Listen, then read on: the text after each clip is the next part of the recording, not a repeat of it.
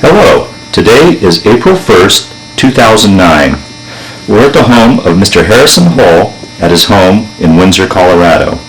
My name is Brad Hoops. I'm the interviewer for the Northern Colorado Veterans History Project. Welcome, Mr. Hull, and thank you for participating in the project today. Thank you. Let's start out, if we could. Tell us a little bit about yourself, your date of birth, where you were born, a little bit about your family. I was born January 1st, 1919 in Greeley, probably at my grandmother's house. And I have a picture of the lady that was my doctor. It turned up in the paper the other day. Is that right?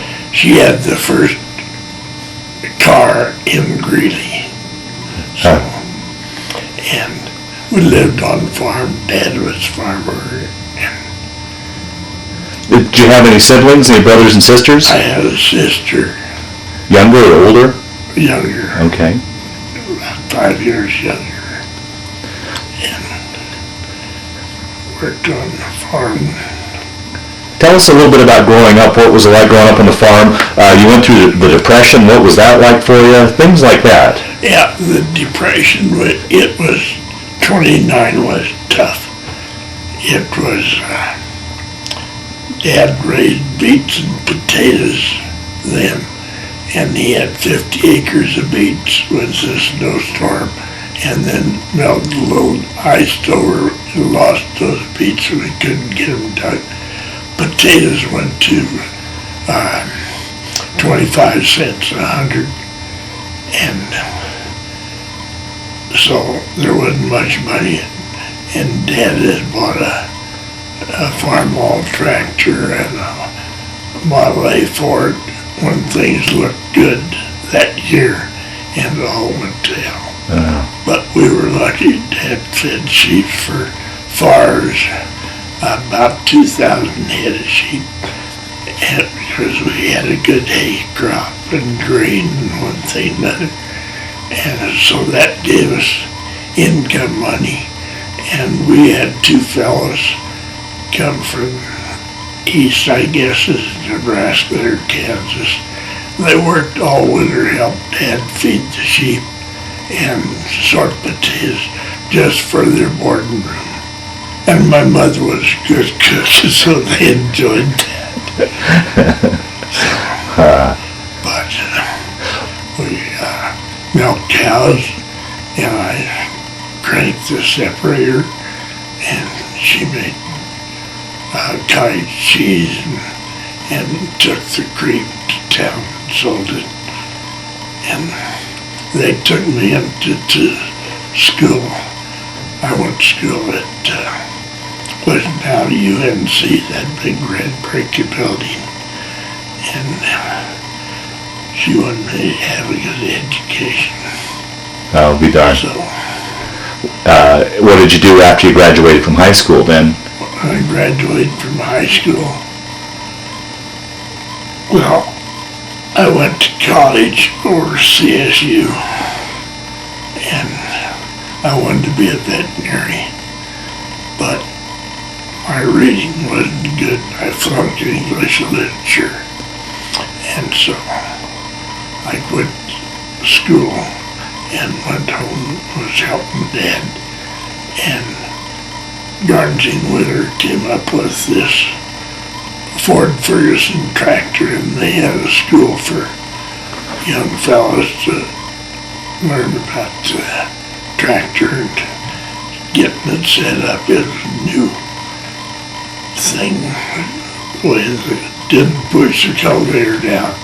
It was a hitch that was put in the ground, and so they hired me to demonstrate. I went all over the country, loaded that tractor on the back of a farm, a big truck, and just had two 12-inch planks to run it up on. But it worked out good. You didn't get scared of anything. Yeah. But that tractor, if we'd get the cultivator set right, it would go right down the beet row, and you could get off and walk behind I would do that on demonstration, scare the farmers to death, and then run out to see what I'd cut out. And you said you traveled all over the country doing this? All over Will County. Oh, Will County, yeah. Will County. I'll be darned. Then later on, as the farmers got their tractors, they'd call me to come set up their cultivators. And I got to be pretty good at that. So that's about where I was when they hit Pearl Harbor. Do you remember where you were and what you were thinking when you heard that Pearl Harbor had been hit? Yes, I was over at my uncle's. He had over by Berthoud, and he had a house that was right along where I-25 is now. It was a dirt road then, and we couldn't believe that it could drive from Mexico to Canada without ever stopping. So the I-25 was just a dream in our days. And they were listening to the radio, and I was out in the orchard. They had a berry tree. I can't think of the name of the berries, but I was up eating berries. They called me, and I listened to it. And I heard about the Japs being over in Parliament, one thing, and I was mad. I was wanting to had tried to get into the Air Corps as a pilot, but because I didn't finish 2 years of school, it was kind of bad. And so I was just going to volunteer to go in, and my mother talked me into wait until after Christmas. And then, so I went in January 2nd, and the Nelson Reynolds that I worked for at Garnsey Wheeler, he was my supervisor. He gave me a good letter of recommendation of my mechanical ability. So I got into the Air Corps in Air Corps mechanics. And they tried to send me into the ordnance, but I gave them that letter and they changed it over to Air Corps mechanics. And I immediately shipped me out to Shepherd Field. Is that where you took your basic? Basic. And I got clipped in junior high. When I was junior in high school, one knee was bad. And of course in basic, they want you to learn to march. And I marched 2 days and my knee would swell up so bad. And they sent me on sick call. I got over there and everybody had dust pneumonia. That was the dustiest field in the world. You could walk in water up to your ankles and dust blowing in your face. That was Shepherd Field. Where's Shepherd Field located? Down in Texas? Texas. Okay, And so I went back to the squadron leader there. Told me, well, when we fall out to March, go hide out in PX. Because I wanted to go to school so bad. And they weren't mechanics. And so we spent, I think, it's about 3 months there. And we were supposed to be there 6 months. But somebody screwed up and they shipped us out. And we went out to California and went to the B-25 school. And we lived right in a big beach hotel and went through that B-25 factory, and they did a real good job of treating us. Now, when you left Greeley, did you leave with buddies, or did you go by yourself when you shipped out? Myself. Yeah. Do you remember what that was? What that was like that day when you left, saying goodbye to your family? Was there? You remember that day much at all, or was it? Well, what's it gonna bring to me? I was a little scared, but I knew it was gonna work all right. And they checked us out. If your heart was beating and your blood was warm, you were in the service. And so. Okay. Well, getting back to your story then, so now you're in California at B-29 school. Right. Continue your story, sorry. That lasted about a month, I think, and then they shipped us to Columbia, South Carolina, and the training squadron there had just been shipped out, and so I was immediately made a crew chief, taking care of the ship all by myself, scared to death, but it worked out. And I would talk to there was a few of the older guys around, and they would tip me off on things and one thing, and I started out flying as aerial engineer, and so, and that worked out pretty good. And I got to where I was doing a good job crewing the ship, and my ship was always in shape and ready to go, so things worked out pretty good. And then we got some more planes in, and they shipped out another cadre, and I was supposed to stay there at the training squadron, but they got the playing cards over me, and I wound up going out in the cadre as an inspector, flight chief and inspector, and maybe master sergeant within a year. So that was good pay. You must have been pretty good. You must have had some pretty good skills to move that quick like that, yeah? Right. Yeah. And so, and then we went to Waldeboro and did a little more training with all new ships. I had 4 B-25s that I was in charge of, and the crew to take care of. And then we got our flying, our pilots and crews, and we're training there. And I had assistants, they come out and see the work on the plane, and so they knew more about the plane. And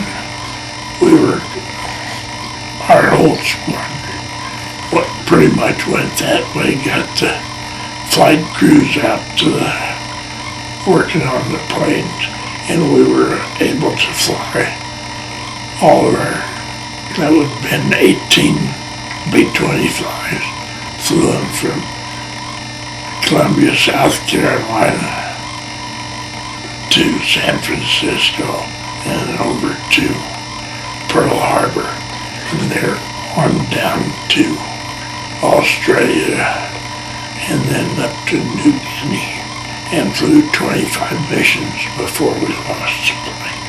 Now, prior to joining the service, had you ever been in an airplane before? Had you ever flown? One time there was, I guess, about the time I started high school, there was a plane came in with taking passengers. My uncle, he was district attorney, and he got me a ticket, took me up, and that's the whole time I had done. So how long would it take? You said the Carolina, San Francisco, Pearl, Australia. How long would those flights take you to? Well, let's see. Well, a day at a time, and there's, let's see, it was a long flight from San Francisco to Pearl Harbor. That was the longest one, and we were landing with a very small fuel system. Our planes didn't run out. We did a pretty good job of adjusting our timing where the engines didn't get hot, but they did the best on fuel. And so we lucked out. Some of the other squadrons would lose a plane or two on the way home because they ran out of gas. Wow. Did you find, was there still quite a bit of damage in Pearl when you were there? Oh yes, yeah. You could see all the, where the strafing that hit the sidewalls and buildings and one thing. And while we were at Pearl, we took the Bombay tanks out. We had big Bombay tanks in there, and the de-icers off the wings, and so we were there about a week, and then we flew down to Christmas Island. That's one I haven't to think about, but I was flying there as an engineer with Captain Anders, and we were looking for, this wasn't Colonel Trent, but one of the top flyers that flew over to, on the raid when they flew off the ship. Tokyo? Tokyo. Yeah. Doolittle? Doolittle. Yeah. He was in the water between Pearl Harbor and Christmas Isle. And so we were at the window watching for him as we flew down. Is that right? But we didn't see him. Huh. And while we were training, we had quite a deal. We got the staff sergeants, and then so a couple of the pilots that were on that Doolittle raid were attached to our squadron, and we were trying out a plane, and it was just, I guess we was transporting the plane because just the pilot, co-pilot, and me. In that particular flight, we were going someplace, maybe to pick up another plane, but the staff sergeant had a girlfriend in Columbia, South Carolina, so he racked it up on the wing right down Main Street. That's when you could get by buzzing town.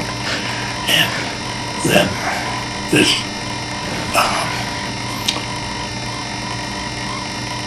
lieutenant that pilot that was on the Doolittle mission, he was sat in the co-pilot seat. He took over, and we went out to the river, and we were down around the trees and hedgehog.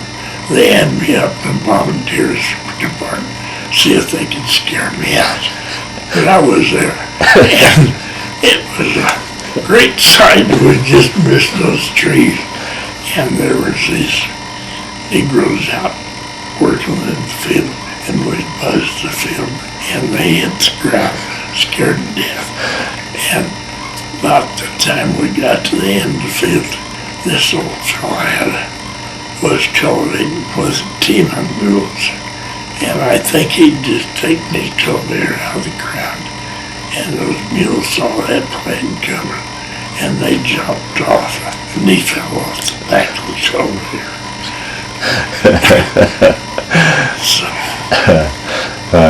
So from Christmas Island, then you went to Australia. Where were you based in Australia?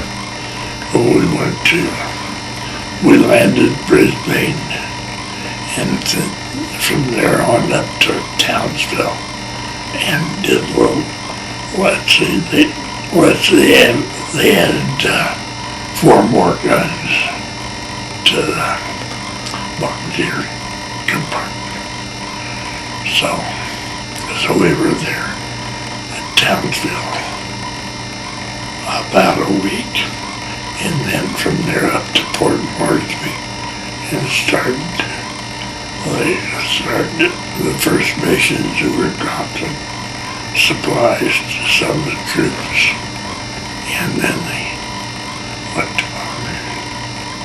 Well, okay, so now you're situated up in Port Moresby. What were conditions like there as far as the base there, as far as your living conditions, the food, and such for you?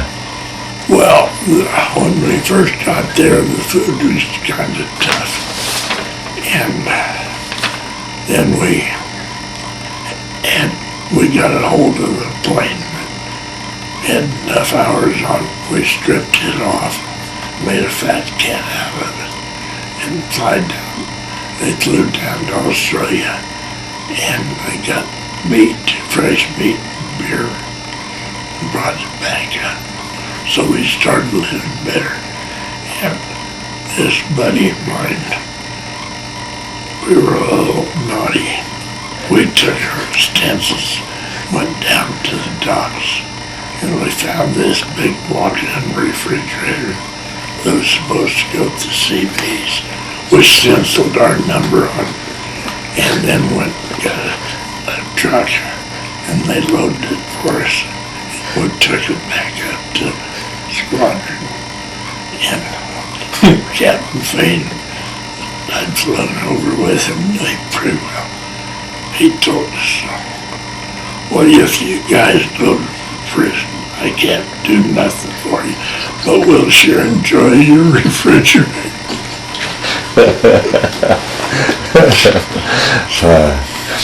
Did they have permanent buildings? Were you living in tents? Tents. Yeah. Tents, oh yes, it was tents in Mount Port Moresby. It was kind of set up. I think they had the names. They had logs and then gravel and posts so we could hold our tents up, and we would build a rack for our clothes with the tents all rolled up. So we got air through them. It made a lot of difference. Let me ask you this. Here you are, a farm boy from Will County, probably much like people in your generation, probably didn't travel too far away from where you lived growing up. Now up to this point, you've traveled all over the country, and now you're down in the tropics. What was that like?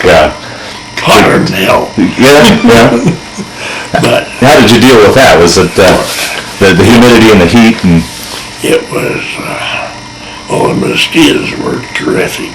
They were very, very bad, but we had mosquito bars. And then chiggers, they were bad, and they'd get on your legs and scratch them and one thing. And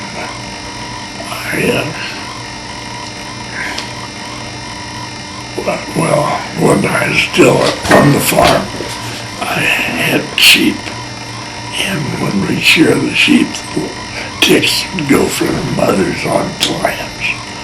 And the vet told us to dust our lambs with powders of sulfur, and that ticks would bother. So when I got overseas, I got flowers of sulfur from the medics and put that on my blankets, and that I didn't suffer from chiggers and many things. did you ever have any problems with all the various jungle diseases that you would run into, or did you pretty much make it through that without any problem? Well, I got a tropical ulcer. I skinned my leg somehow, and it didn't heal. And they sent me down to, well, I didn't get that taken care of really till, my story's a little screwed up. Going up to Lady, that's when my leg got real bad. And all we had, I took an advanced head slot from Bayak. We'd got to Bayak, and then we were going up to Lady, and I was in charge of, which I had about a crew of 15 of us, armament and mechanics, and we were on a ship with our gas trucks and everything, going up to Lady, and I had this trouble ulcer on my leg, and it nasty as hell, and looked awful bad when a break and run through that Jensen Violet, and was standing in chow line, and the captain of the ship went by and saw it. He pulled me out and said, "You're going into the hospital with the mailman." That was about 11 o'clock. And then about 12:30, the kamikazes started coming over when they were invading. And we were in just an old church. And the doctor there was from Mayo's, and he put Epsom salts and glycerin on my leg. And we got up on the wall of the church and was watching the planes out there as the kamikazes were coming in. And the gunner on the ship that I was on shot the wing off this kamikaze that was coming towards it, and instead of going over the top of the ship and caused a lot of damage, it went right in number one hatch where all my crew was. So at this point, you guys were on a Navy ship? Yes. Okay. And it crashed into where your crew was? Yes. Did you know it from where you were at? Yeah. Oh, jeez. And we saw it go in, and they started going, and our welder, he was a big, tall boy, and he was burnt so bad. They brought him to the hospital, and I tried to take care of him, but we couldn't keep him in bed. It was just a dirt floor there. So if that guy hadn't pulled you out of the chow line to go to the hospital, more than likely you probably would have been in there as well. Yeah, God didn't want me there. And that devil wasn't ready for me. So, that was kind of the way of Dobadura. We were still down, go backwards on all screw. Yeah, let's back up to Port Moresby where you're at, and work up your from there. All right.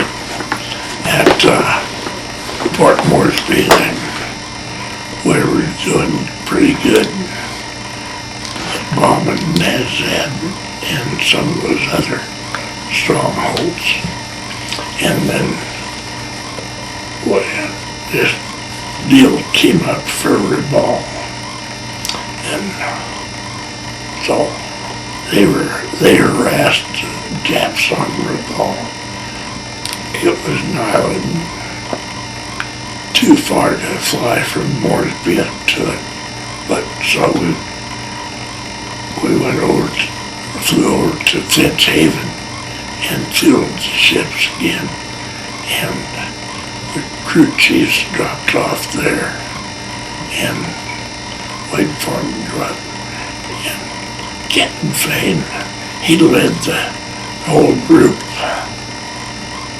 that big bunch of planes, and they flew just above the water and then up over the hill. And the Japs had been on alert for 3 days because it just been hassling. And so that was early in the morning. We left our Port Moresby at about 3 o'clock, landed Finch Haven, and just before daylight they took off for Rubble and got up over the ships. The Japs were all out pre-flighting their ships out in the open, and he led all these planes in, 16 guns firing, and he got so excited killing so many Japs, and his guns just melted. He got so excited that spurts, he just froze on them, shoot so many. But that was a turning point in the war. That was got hundreds and thousands. Well, actually, when they went and landed their Rubble, they lost more people from falling coconut trees from the strafing. It was so bad. Roughly how many planes went on that mission that day? Do you remember? And how many came back? Did they lose any on that? We didn't. Well, let's see, we lost 1 or 2, and then we had an engine shot out, and he landed Finch Haven, and I took our crew up there and we took another engine up in Finch Haven. So.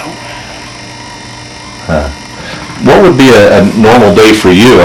Would they do their raids during the day and you guys would work on the planes at night, or how would that normally work out? You get up early in the morning and usually get coffee and your cigarette and go out and pre-flight the planes, usually before daylight, early in the morning. And then you watch them take off. They usually take off probably around 9, 10 o'clock. And you have free time. You work on the planes that are down, or always had a Jeep. We go down to dock and see what we can get.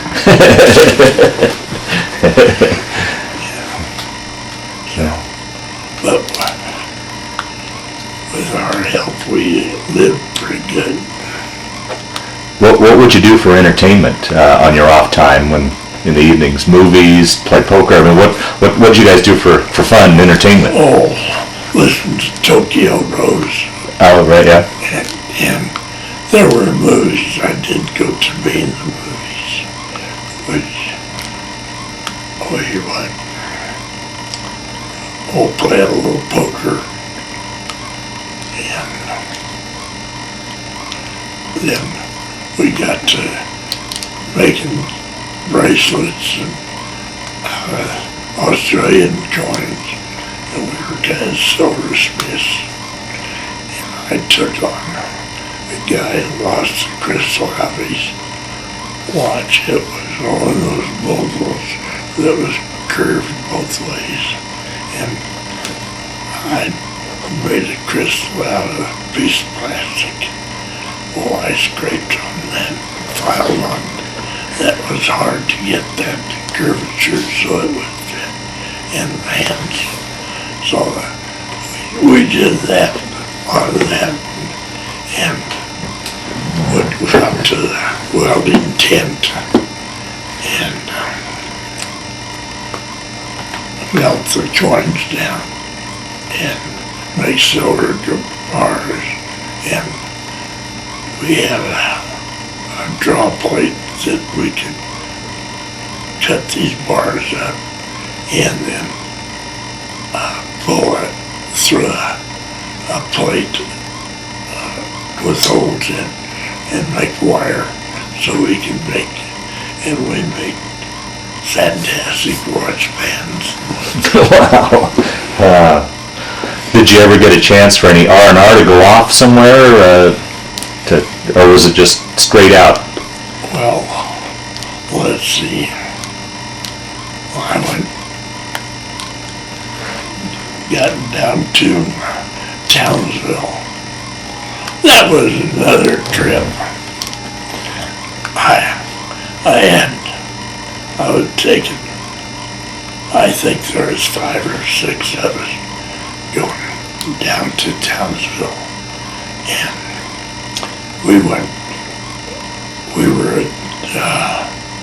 I think had moved up to Nantucket, but went back over to Port Moresby to wait for a plane to go down to Townsville. And they immediately took my buddies and put them on KP. I had 6 stripes and they didn't mess with me. So I went down the strip and I found a plane that was going down to a place. It was about 150 miles from Townsville, but he would take us down. So I went and pulled these guys off. KP grabbed our bags and we went down that way. But he said we could get a train and go to Townsville. So that's what we did. We got on the train. It stopped at every milk can. There'd be milk cans along the way, and they'd stop and load the milk cans. And we got down, I forget the name of the little town, but we stopped, and there was a pub there. And we had to have it. It had been a long, dry trip. We had to go get a beer. And we found out that they had liquor supplies for a bunch of soldiers, but they'd been moved out and they still had a lot of liquor. And it was cheap. So we traded all of our clothes and spent all of our money, filled our bags up with liquor, and got back on the train and went to Townsville. And we had parties in Townsville because we had lots of liquor. And we'd go there. They'd have these dances. We'd do these dances, kind of snotted. We weren't good boys all the time.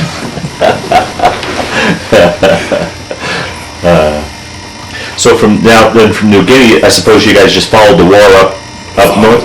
Where did you go then from New Guinea? New Guinea went to Bayak, and then Bayak up to Leyte, the Philippines, and we had Christmas up at Tacloban, and that was a story. We got acquainted with his old blacksmith, and he invited us up to his house for Christmas. And we got there, and they had cold rice and livers for us to eat, because they wanted to take good care of us.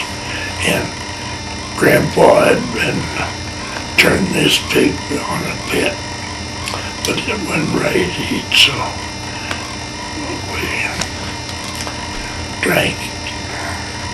They had torpedo juice. What did I live in? Torpedo juice, which was alcohol and grapefruit juice. We drank a little bit, and then they brought the girls in. But the Filipinos were very protective of their girls, so a member of their family came with, and we would try to dance with them with our big GI shoes and toes all cut out because of the moisture down there. and they were barefoot. But with a little torpedo juice and their band and one thing another, we got by pretty good. And then that pork was real good when they finally brought that up. Now, how was, speaking of that, you said you spent Christmas at that guy's house. How was that being away from home for holidays and such? Did you ever get homesick at all? Or, Oh, yes. Yeah. Bing Crosby's, what was that snow song he sang? I'll be home for Christmas? I'll be home for Christmas. Oh, that used to cheer you up. It was, but main thing was, well, Tokyo Rose kept us agitated that we were never going to get back. And so that was kind of kept us working harder and keep them all flying. That's all we could do is keep them flying. Yeah. And we did a pretty good job of that. How was it as far as communications back and forth to your folks? It was mail pretty consistent, and were you able to write back and forth? And Email, yeah. the email? Email is all. That was the only communication, and that was good sometimes and other times. But my mother, they were on the farm, and they would wind up with everybody's sugar, and she would make fudge and put it in 2-pound coffee cans and seal them up, and it would make it over. It would it? Yeah. In good shape. And when I'd get a package, got everybody's content, it didn't last long. I'll be darned. But from your standpoint, you couldn't tell her where you were. No. Then they censored all that, so they never really knew truly where you were. Did they ever talk about that after the war? What, particularly a mother, I think, did she worry about you not knowing where you were and how you... They did. Yeah. We knew they were worried. Yeah. And always try to indicate where we were or what we were doing, one thing or another. But a lot of it we cut out of the way. Censored and cut out, right? Yeah. Cut down. Yeah. So How was it being on these Pacific Islands and such, kind of remote? Were you able to get news from the outside world, what was going on, how the war was going on? Did they keep you up to date on that kind of stuff? And they would put down some newspaper. I've got a couple of those in my book over there, but not a whole lot. It was mostly Tokyo Rose and rumors and one thing and another.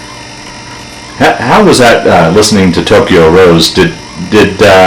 Was she able to get to you guys, or were you realize, oh, she's just all propaganda? I mean, how did you take her? Did you just take her with a grain of salt, or was she able at times to get inside your head and really get to you guys? Well, she got to us after that Razor ball. When they went in on the ball, they not only had these 1650 calibers fire, but we had frag racks. They probably 50 frags about that big on little parachutes, and they could string that out just like they was planned. They were cast iron notched, and so they were terrific anti-personnel bombs. And that was on that first grade, and they were mad as hell. She says, if you ever use and the personnel bombs on us, we're gonna gas you. Wow. So, that night after that raid on Rebel, everybody was called out about 11 o'clock, and we dropped the frag racks, and then they put in a double-loaded high demolition wire wraps on parachutes and dropped them. Those wire wraps, they've been laying out, they all rusty. That wire was notched. It was terrific. It was really hard on it. So we went back on that. Now, up until that kamikaze attack in the Philippines, in any of your locations, were you ever attacked by the Japanese? Did they ever come and bomb or raid any of your bases that you were on? They were taking care of me again. When I went down to Townsville, my friends, we'd set up a photo shop out in the engineering tent out on the line, and would go out there at night and work. And while I was gone, they were out working, and there was a big bomb crater right by the tent. And so there was red alert, and they went out and sat on the edge of the bomb crater. And it was one of those bombs that got them. So it was, I'd been there if I hadn't been there. Isn't that something? Wow. How was it through your experience at the various bases? Was it a stressful situation? And if it was, how did you deal with the stress? And did you ever worry about losing your life or being injured? I mean, and if it did, how did that play into your mind? And how did you deal with that? How did you? We just figured it wouldn't happen to us, and we had bomb alerts,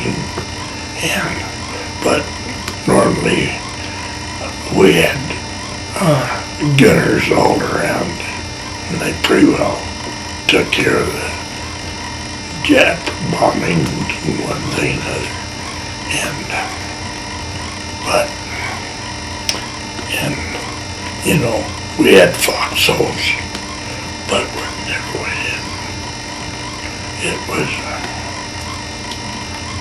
our main problem was having our tents good and cool so we and stuff out of it so it wasn't molding on us, and staying healthy, I guess, eating good, and Australian beer helped keep our,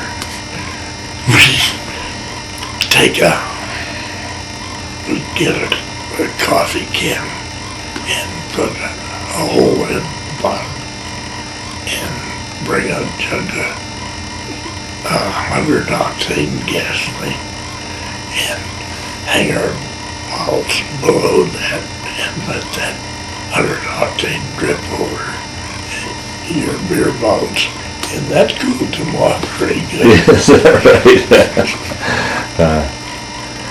Boy, it sounds like you guys were pretty inventive as far as doing these sort of things. How was it as far as when you had to work on the planes? Did you have the proper supplies and tools to do that, or did you find yourself doing inventive things to keep those planes flying? Well, we did pretty good, but there again, if I'd run out of parts for planes on most of our squadron planes that needed something that we didn't have, I'd get a new pair of coveralls and go down to the line and then go get a flight to a supply place and walk through it and find what I needed and make up a purchase order. And if they didn't give it to me, I'd go back and get it. And well, the sergeant told me to do that.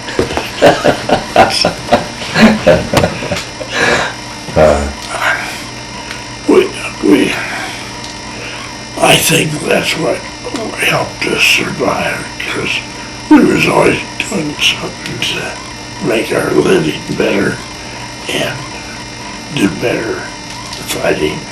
Yeah, yeah. Our whole deal was to get up to whip Japan. Yeah. And prove Tokyo rose. They weren't going to take our country away from us. Oh, be darned. Wow. So now, were you in the Philippines when the war ended? No, I was up on Hiroshima. That's just clear up there, right close to. They were hitting Japan from there. Wow. Yeah, that was a little island. And they would keep harassing us there. We were getting a lot of Betty's coming over and kind of worried about our gas mask. For the viewers, what's a Betty? That's a jet bomber. Oh, okay. Jet bombers. They're about like our B-25s on jet planes. And they were the ones that did most bombing. And, but we were, at that time we were scared. We'd get our Jeep or whatever transportation we had and go up on this hill, on this little island, because our gas masks were no good. They were no good. Wow. We were scared they were going to do gas. Wow. Wow. That was probably really the only time where we were really worried. What's it like? Can you explain what it's like to people like myself and others that will watch this that have never been in a bombing, like been in conditions like that where you're being bombed? What's it like? What's going through your mind? How do you function when you're with worry like that? They're not only being bombed, but being bombed with gas. I mean, well,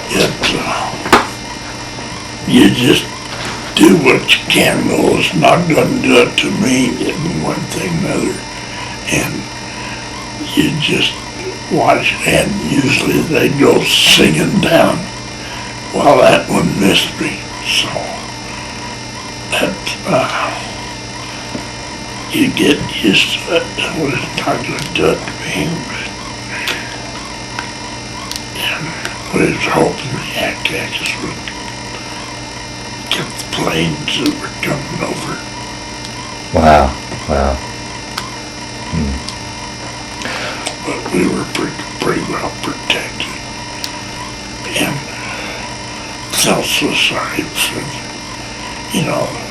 those foot soldiers they lived rough and one thing or another. And once in a while some of them would go in and we'd give them our cigarettes and one thing or another. But we had stuff because we kept this fat cat that we could fly to Australia. Wow. Do you remember where you were when you heard that Japan had surrendered? Yeah, I was on Hiroshima, and they gave us a beer. We must have got us a six-pack, and we started. I just was trying to went over to one of our tents and started drinking beer. and it hit me. I had hepatitis. That really brought it on. I went to hospital from there. And then I went home through the hospital. Now, it was the hepatitis brought on from your conditions, living conditions, do you think? Yeah, Yeah. up there. Hiroshima. And that was probably worse. The water, there wasn't much water, and sanitation was really tough up there. Wow. Most natives, they collected their water and one thing, and they would come in our place and get cigarettes and things like that. Wow. I guess I should have backed up. I asked the question out of order. You remember where you were when you heard we dropped the atomic bombs, and did you have any concept, any idea what this thing was? We were on Hiroshima. Yeah. We knew that. We could see that. And our planes went up, checked. They'd fly around that big cloud. We could see that from Hiroshima. You could see the mushroom cloud from? Yeah. Is that right? It was just like a big dust bowl. Like it was here in 29 when we had the dust bowl. Wow. Could you comprehend what this thing, the size of this thing, and well, I've often asked this question. There was since then there's been the controversy whether we should have dropped that or not. Do you want to give your thoughts on? Oh, definitely. We could never take it in Japan because, well, I've got an article that tells how they were waiting for us. They were born in. Everybody that could breathe had a gun waiting for us. And then on top of that, well, when I went to the hospital, and then it was just a little bit after that, I was at another center. We were at a reception center getting a boat to come home on. And there was a bunch of us waiting for a boat. And we heard this storm was coming. And being a kind of a nut, we dug trenches and put posts down and then telephone wire up to our tent pole and tent. And guys were laughing at us because we were doing that. But that night when that storm hit and everything was gone in this tent, but our tent was still standing. And that storm hit at the same time they would have been trying to make a landing. Oh, wow. And there was no way that our ships could have been in position to make landings or anything. In fact, those storms saved Japan from China taking it years ago when they would be going up to attack Japan. It seemed like these big terrific storms would hit and people couldn't handle them. So, and I had a brother-in-law on a Liberty ship during that storm, and it was so bad it cracked the paint on that ship, twisted it around, and Well, I talked to veterans that had been in that storm as well on ships, and they said that they were running full speed ahead, and when the storm was finished, they were 30 miles back from where they first started. It was so bad. Boy, terrific. Yeah.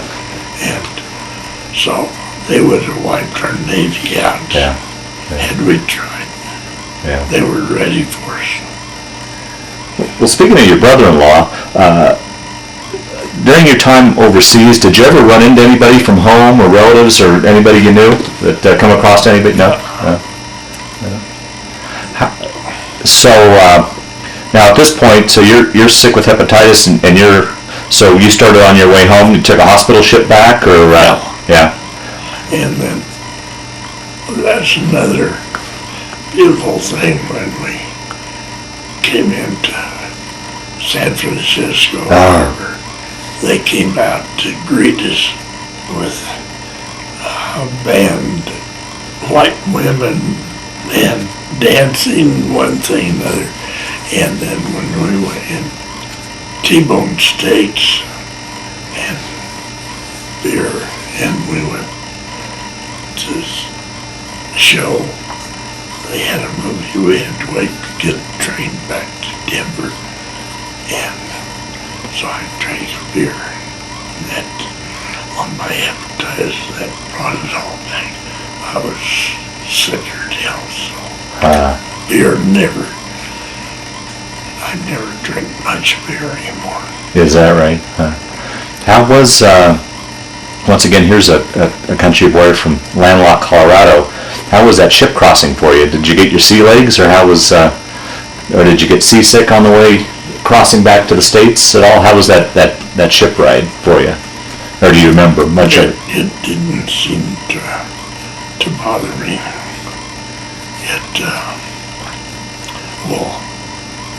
When I started flying, I'd never flown. And first flight or two, they told me if I was getting sick to lay down. So I lay down in the crawl space and played. And that took care of it. I never got sick again. Okay. So then from San Francisco, you eventually took a train back to Denver, and is that where you were discharged then? Yes. Okay. Roughly how long from the time you left for boot camp until you got home were you away from home? Well, I went in January 2nd Of and 42. got home October of 45 or 43. Well, that would be 45, wouldn't it? 45. So roughly almost 3 years you're away from home. Do you remember your homecoming, coming home and seeing your family? Do you remember that homecoming at all? What that was like? It was good getting home. Yeah. Getting home. Yeah. And then, what did you do then thereafter, after getting home? Did you rest for a while, or did you go right to work or school, or where'd you go? They had a job for me at Garnsey Wheeler. And I stayed there. I worked there for over 35 years. Is that right? And, well, I took the GI Bill and bought a 2-bedroom house.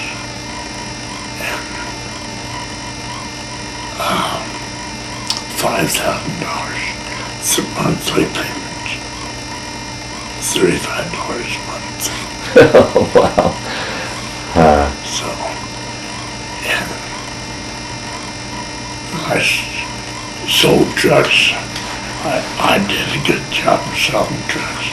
That's about 300 trucks. Ford Motor Trade gave me the ring.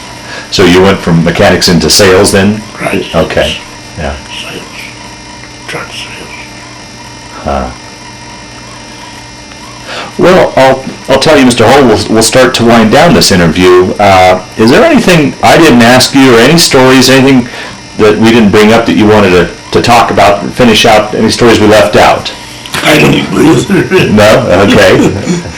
Well, one question I always like to close out with, too, is how did that time period play into your life, affect your life, change your life, or did it? Or was it just a time period in your life? How do you see that period of your life?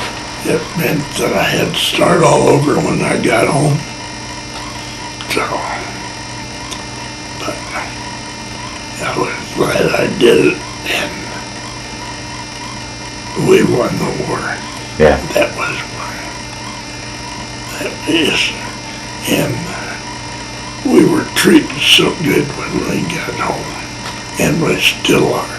And the poor Vietnam veterans, I feel so sorry for them. Yeah. Yeah. It's so unfair. Well, we'll close this off then. Is there any sort of closing statement you'd like to make to finish off this interview? Anything you'd like to say to finish her out? I'm going on the trip. You going the trip being the honor flight to Washington D.C. Yeah, that'll be good. That's going to be wind up my service deal. Yeah. But I got a walker, and I've been walking, getting toughened up, so I make that trip. Yeah, it'll be a good trip. You'll I'm enjoy it. really looking forward to it. Very good. Well, Mr. Hall, I want to thank you for spending some time today to tell your story, but more importantly, I want to thank you for your service to our country. You're welcome. Go ahead. Okay.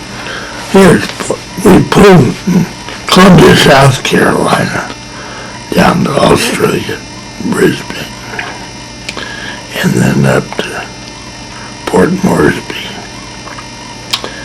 and then over to Dobajura, and on up to New Guinea. And all the time we were in New Guinea, we were eating the bananas. We'd go out and trade with the natives on up to Hollandia, then over here to Bayak, and then from Bayak we went on up to Philippines, Dobajura, Tacloban, and then Clarkfield. Now, was that Clarkfield where you guys were attacked by the kamikazes? No, here, Lady Harbor. Lady Harbor. Oh, okay. Yeah, down in Yeah, right in here. And when we pulled into Lady Harbor, they were having a big sea battle out there, and we could sit on top of these gas tankers and see all the fireworks going on. That must have been a sight. Yeah, that was a sight. Huh. We knew that we were still in the war, Wow. so. And then from the Philippines Philippines on up to Hiroshima. Hiroshima. And I don't remember from Hiroshima went over to the hospital. That was